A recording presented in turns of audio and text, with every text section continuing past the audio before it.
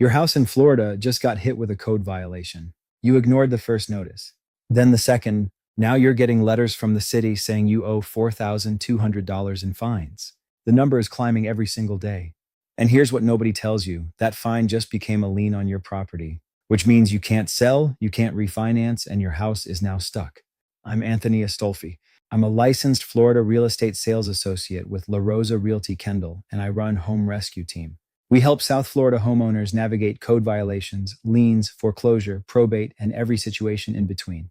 Quick disclosure before we dive in: I'm a licensed real estate professional, not a foreclosure rescue or loan mod company. What I'm going to share is real estate options, not legal advice. In the next 6 minutes, I'm walking you through exactly what violations and liens do to a Florida property, what your real options are, and how to get out before the fines double again. Most homeowners don't understand the math until it's too late. A code enforcement officer drives by your property and spots something: an overgrown yard, a failing roof, an unpermitted addition, a fence falling down, a pool that's not maintained. They issue a notice of violation. The standard compliance deadline in Florida is 30 days. If you don't comply, the fines start.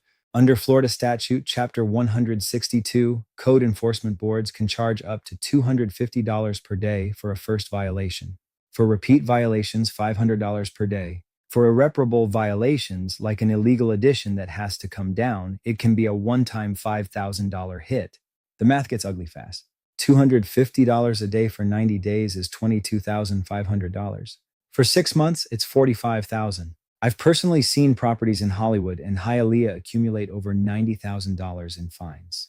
The owners had no idea until they tried to sell. Here's where it gets serious. After the Code Enforcement Board issues a final order, those fines get recorded as a lien against your property in the county records.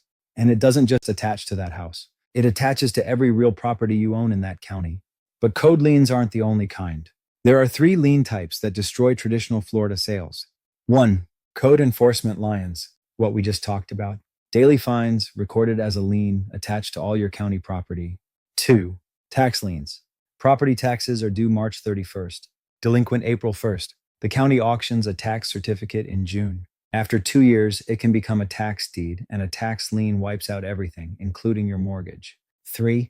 HOA liens. Behind on association dues? Your HOA can record a lien after about 45 days and start foreclosure proceedings. This one hits Hialeah and Pembroke Pines condo owners hardest. All 3 kill traditional sales. Title companies won't close. Banks won't lend. Buyers walk. So what do? You have 3 real paths. Path 1, fix it yourself. Comply with the violation, pay the lien, sell or refinance clean. Works if you have cash and the violation is small. Say a $500 fence repair plus $2,000 in fines. Pay it, move on. But here's the trap. While you're saving up to fix it, fines are still stacking. Every day you wait is another $250 to $500 on the lien. And if the violation needs a permit, most do, you're looking at 60 to 120 days of city bureaucracy before you can legally start the work. Path 2, fight the violation. You can appeal a code enforcement order. You can negotiate with the city to reduce the fine. Hollywood, Miami-Dade, and Hialeah all have settlement programs where they'll knock down the fine substantially if you come into compliance. An experienced real estate attorney can sometimes get $50,000 in fines reduced to $5,000 or $10,000. That's real, but it costs $2,000 to $5,000 in legal fees and takes 3 to 6 months. And the violation still has to be physically fixed first. Path 3, sell as is to a cash buyer. This is what we do at Home Rescue Team. We buy the house with the violation in place, with the liens recorded, with the fines stacking. Our title company orders an estoppel from the city, negotiates the lien payoff at closing, and the seller walks away with whatever's left after the liens settle out of proceeds. Typical numbers.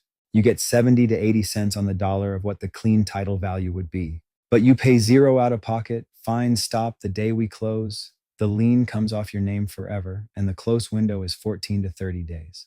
Bilingual coordination available if you're more comfortable in Spanish. Real example, anonymized. Homeowner in Hollywood inherited her mom's property in 2024. Couldn't get permits sorted on an old Florida room addition. Code enforcement issued a violation. Fines accumulated $18,000 over 14 months. By the time she called us, the lien was recorded, 2 title companies had refused to insure the sale, and her listing agent had given up. We bought the property as is at a price that paid off the $18,000 lien in escrow, covered closing costs, and left her with a clean check. She walked away in 23 days. The city released the lien, her credit untouched, her name off the property forever. 2 warnings before you go. 1. Don't ignore the notices. Every day fines are running. The longer you wait, the smaller your equity gets. 2. Don't sign with the first unlicensed wholesaler who knocks on your door. A lot of operators are working code violation lists in South Florida. They'll lock you into a contract, assign it to an actual cash buyer for a markup, and you get paid less than you should.